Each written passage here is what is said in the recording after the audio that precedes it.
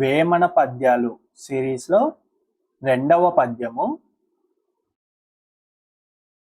అంతరంగమందు అభవునుద్దేశించి నిలిపి చూడ చూడ నిలుచుగాక, బాహ్యమందు శివుని భావింప నిలుచున విశ్వదాభిరామ వినురవేమ.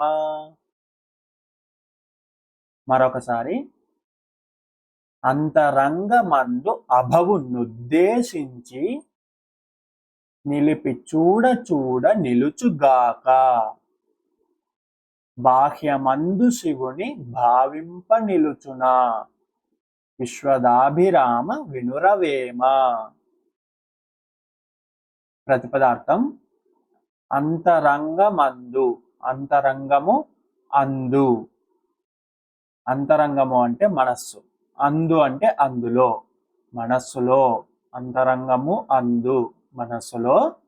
అభవును ఉద్దేశించి, అభవును అంటే దేవుడిని, పరమాత్మను, ఉద్దేశించి అతని గురించి, నిలిపి చూడ చూడ నిలుచుగాక.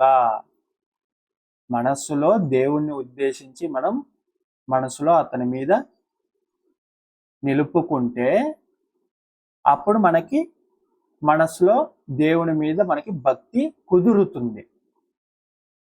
బాహ్యమందు శివుని భావింప నిలుచునా. బాహ్యము అందు, బాహ్యములో అంటే బయట, బాహ్యము అంటే బయట, మనసులో కాకుండా బయటకు మాత్రమే శివుని భావింప.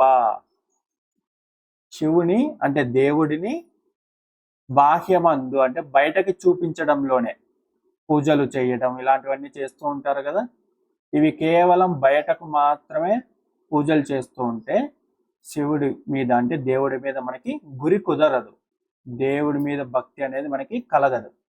అది మనస్సులో ఉండాలి, మనస్సులో నిజముగా ఉండాలి అని.